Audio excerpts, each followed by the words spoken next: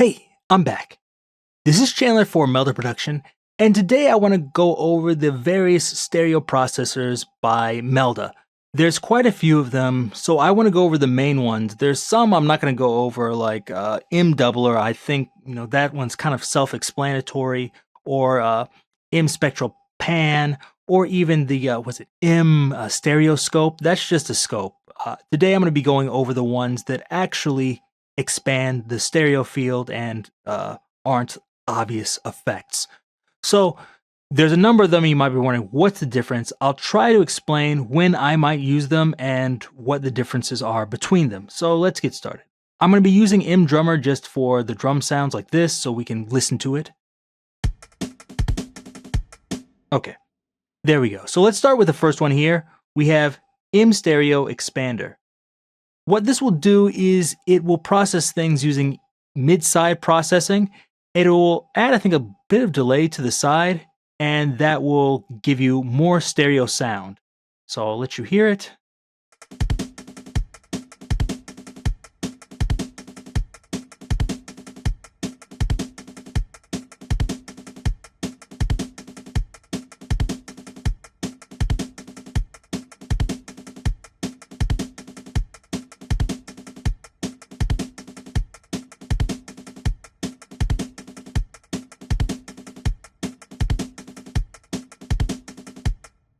So there you heard it. This one I think is more subtle. The less stereo information that your original sound has, the less useful I think this is in general. This comes as part of the free bundle, and I think it's really great for that. I would use this on individual instruments. You could use this on a full mix, but I think it's better on individual instruments. You have a high pass filter and a low pass filter here. What these will let you do is allow you to cut out the expansion from your lower or upper frequencies. You also have resonance here, which you can hear. I'll kind of play with these so you can hear what they're doing. And also the delay and delay depth. If you move this up very high and you move the delay depth up very high, it'll almost sound like a room or reverb. So if you want that effect, you can do it. I'll play with these just so you can hear what all the controls do.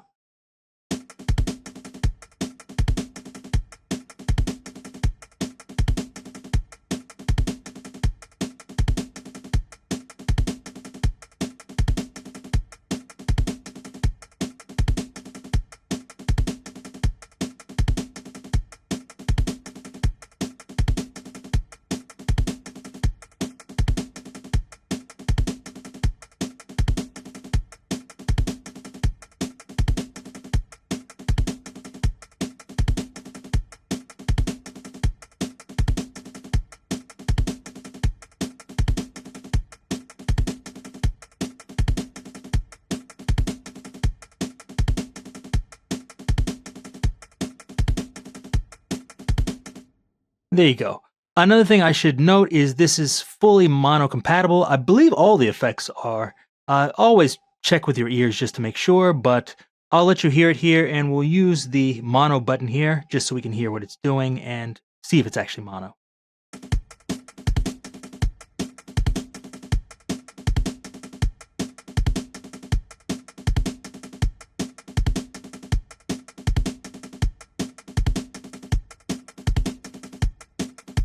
So you can hear it's mono compatible, so if you're worried about that, don't worry. It works in mono and you don't have to be afraid. So there's MStereoExpander, great free option and a great one to use, I think, on individual tracks, but also on whole mixes if you want. Like I said, it's great for something that has stereo information already. It's great if you just want something subtle, etc. It may not be so great if you have something that's completely in mono. It's not going to do much for you. So that's the thing. Here we go. We'll go to the next one here is MCenter. This one is all mid-side processing. There's two different modes, the traditional mid-side process here and then spectral processing here. This will allow you to emphasize the center signal or the mid signal or the side signal like this. I'll play around with it for a second so you can hear it.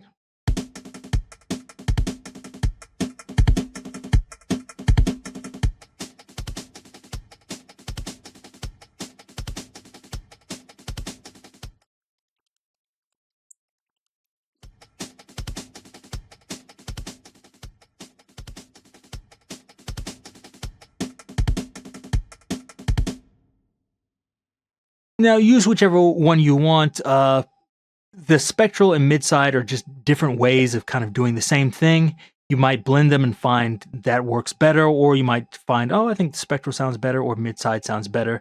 If the spectral sounds better for you, there's different advanced options you have here for spectral smoothing, time smoothing, or extremize, and these will all give you different things. So if you hear any type of spectral nastiness in there, you might be able to reduce it using that.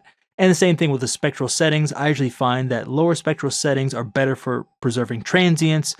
Higher buffer settings here are better for getting rid of spectral nastiness and better for melodic material. So depending on what you're doing for drums, I might move this buffer size down.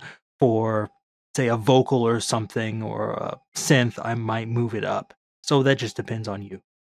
Here is the big thing. You can go in here and you can draw and decide what parts of the spectrum you want the sides and what parts of the spectrum you want to emphasize the center.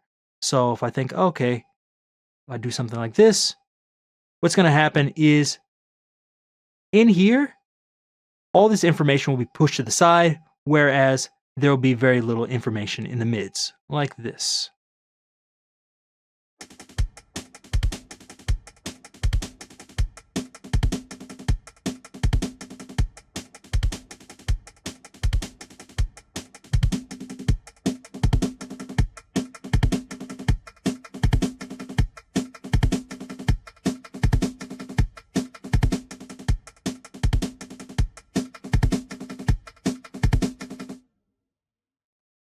So you can just drag and draw whatever sign you want, or I say shape you want in here. Also, you can right click and you can do all sorts of things in here with this and start, drawing curvature if you want to. I have it in drawing mode, but if I switch it there, you see, oh, okay, you can bend these values however you want, if you prefer that. And just right click, clear points, if you want to go back to normal, like that. It's really easy. So this can be good. You see it in here for, let's say, bass mono. So now everything under this will be mono. Or here's one, kind of an interesting one, brutal vocal remover. Lots of the vocals in songs are going to be in your center or mid channel here. So here, you're just emphasizing the sides and you kind of get rid of it. I think this is good for an application like that, or probably the opposite of this. If, let's say, you know what, I don't want my pad getting in the way of my vocal, I could, let's say, chop this down here. And so now my pad has, this would be all center information. So I probably leave it like that. I don't know why I changed it. So here I would get rid of my center information for my pad and just have the sides there. So that way my vocal and my pad wouldn't be fighting each other. So that's something you can do. Or also if you get a track and it has a bunch of nasty side information, like there's like, they put too much delay on the sides. How do I get rid of that? You can do this. So that way you're just getting the sides and maybe just the delay on the upper end, but not in the middle. And so that's where I think MCenter is the best. If you have something that's just mono and it doesn't have any side information, this probably isn't the best tool to use. But if you want to adjust the mid and side ratios, this is really great. You can get in there and get really granular with it. Sorry. Next one up is the MStereoSpread. This is a good one to use on individual instruments, and especially if you have something, like I said, that's in mono, it has no stereo information. This will make it stereo for you. What this does here is you see this spectral generator. It's going to cut your frequencies into different bands. So here I have it at 20 bands. I can move it up to 56 or all the way up to 100 bands if I want, but let's leave it at 20. And so what it's going to do is it will take the bands that are odd, so 1, 3, 5, 7, and it's going to move those bands to the right. The even bands like 2, 4, 6, 8, it'll move those to the left. So we have the bands on each side. The spread will control how far to the left and right they go. like this. Focus, I think, will change how if you're emphasizing the higher frequencies or lower frequencies. Minimum frequency will start telling it where to work. So if I think I don't want this on my bass, I can move this up here to get rid of the bass. Or if you think, you know what, actually I don't want this to work on the mid or the high frequencies, I can move this down here. But let's listen to it to hear what it does. I'll bypass it, then I'll turn it on.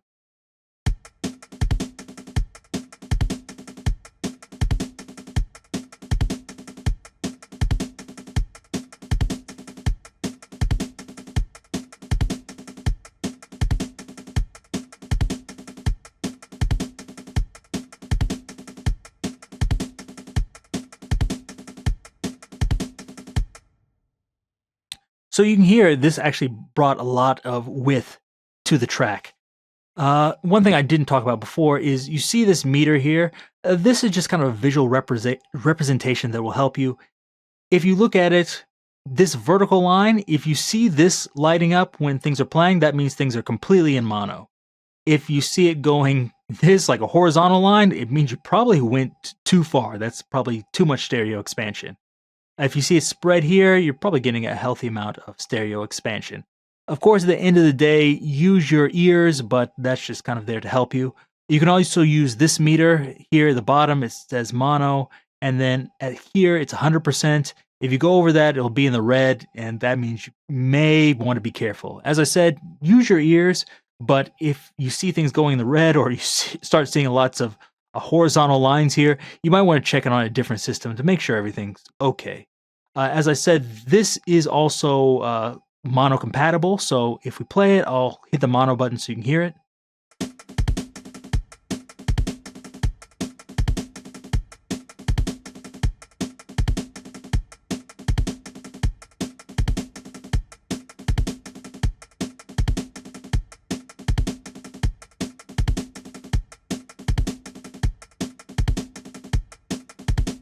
So as you heard, everything sounds fine in mono. Last thing I'll talk about here is they have saturation here, and you have the invert. The invert will just change things. So I said before that 2, 3, 5, 7 band will be on the right, and 2, 4, 6, 8 will be on the left. This will switch them from left to right. And sometimes that does make a difference. So let's just listen to that.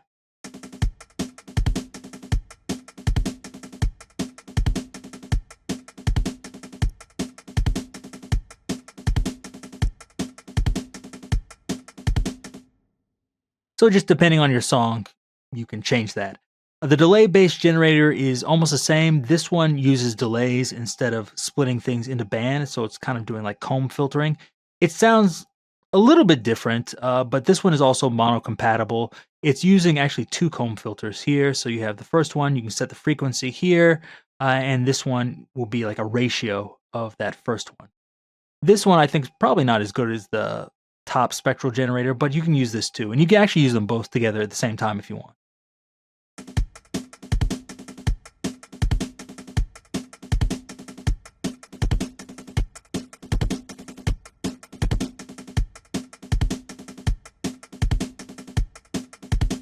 This one unfortunately made it a lot louder, so you can use the output to decrease that, but I think you get the idea. This one more likely to go probably over 100%, but it is still mono compatible. This.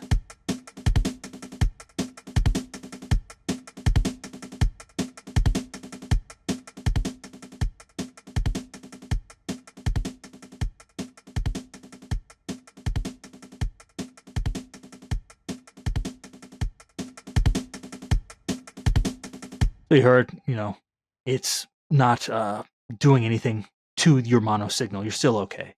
And also at the top here, you have the basic widening here.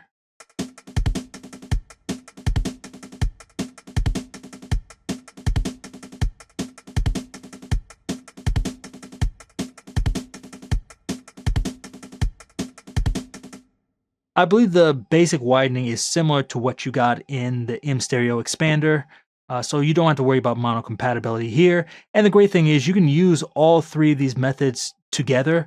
So if I had something like, I don't know, a riser, but it was in mono, you can put this on there and expand it out into stereo, and you can even do some crazy stuff with the multi-parameters. I could hook all three of the spread, widening, all together and automate them, so I can start with mono and then expand to super wide if you want.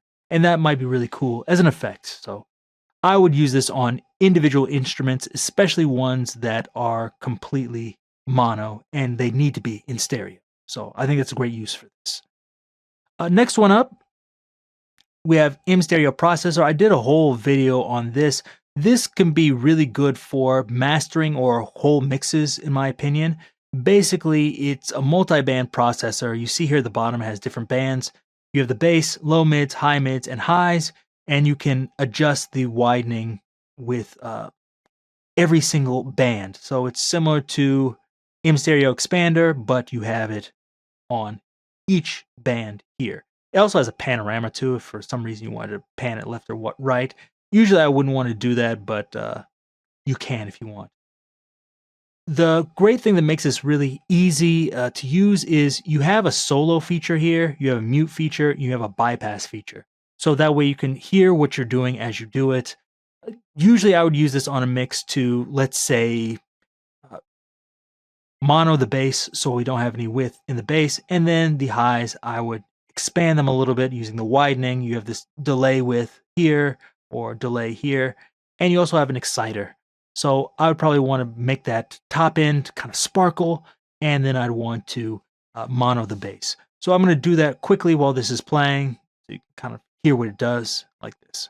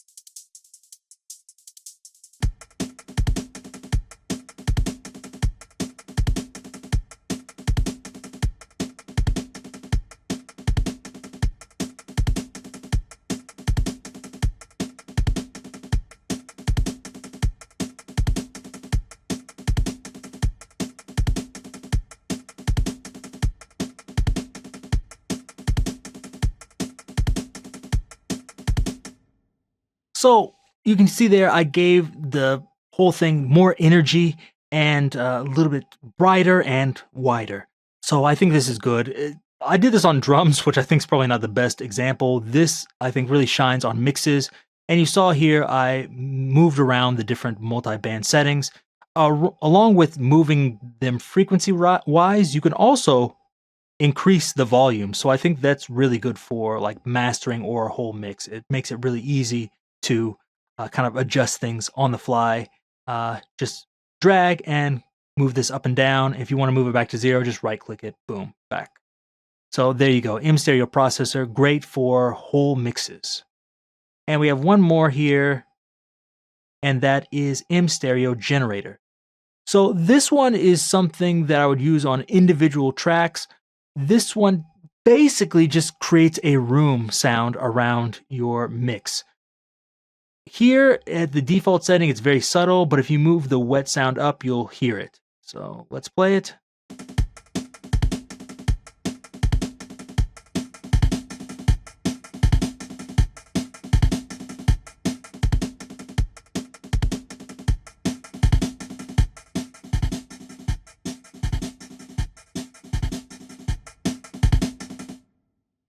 So as you hear the wet sound, you hear it. Okay, it sounds like a room. So what we can do here is I'm going to move the character. The character is going to adjust how bright the room is. The absorption kind of lets us hear what the absorption of the room is like. I'll play with those just so you can hear what they do.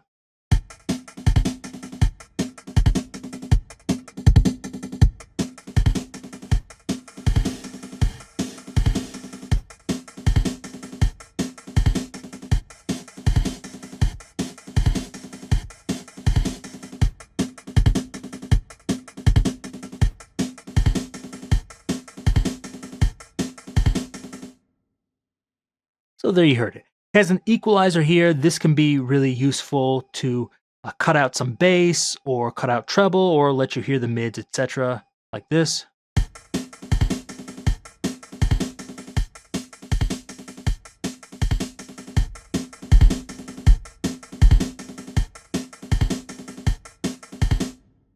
Of course, you have saturation there. You can adjust the output for that.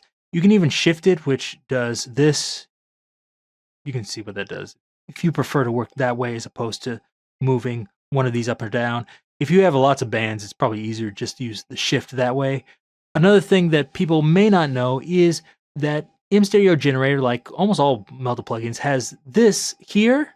And so by default, it's LR, which is left and right mode, but you can switch this to mid-side. What this will allow you to do is, instead of just moving the treble, I can move the treble up or the bass down, etc., just in certain frequencies. So if I thought, you know what, let me raise the side signal for just the treble. Or actually, let's raise the treble just for the side signal. Sorry, I said that backwards. So if we right click on this node 6, you see now instead of left and right, which would be here, it's mid, mid-side, and side. So if I change this just to side, like this, now when I raise it, just the side signal is going to increase. So let's hear it.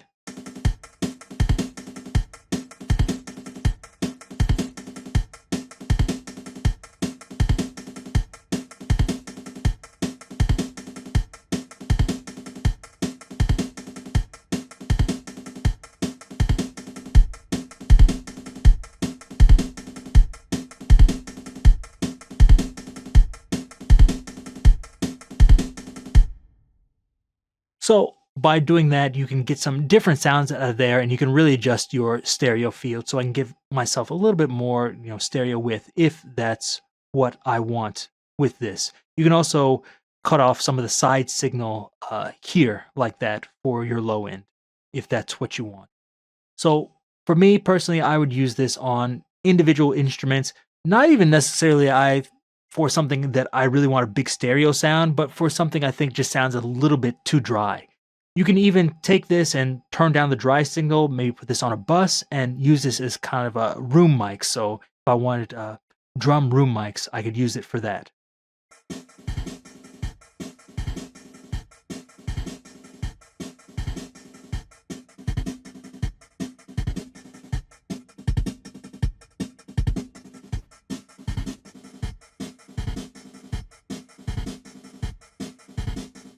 And then from there, you could process it with other things like compress it, etc.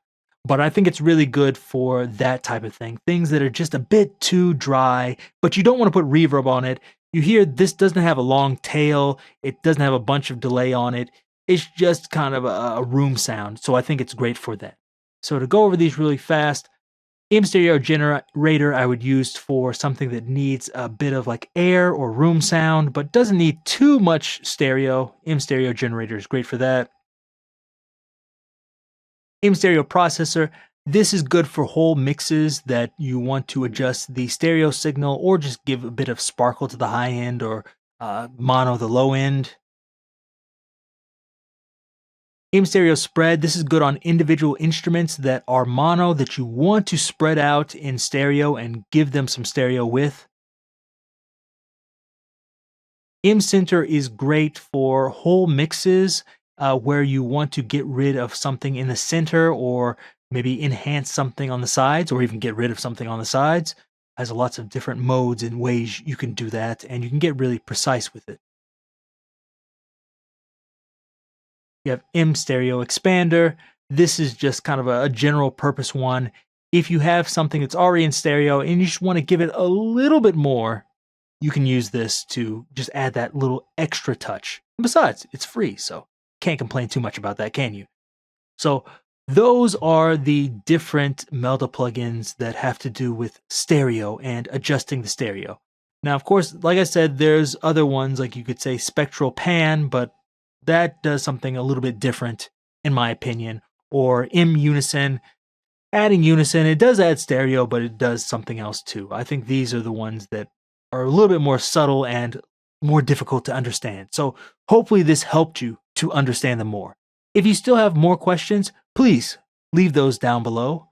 If you like this, give me a thumbs up, and be sure to check out all the other plugins at meldaproduction.com. Till next time, see you.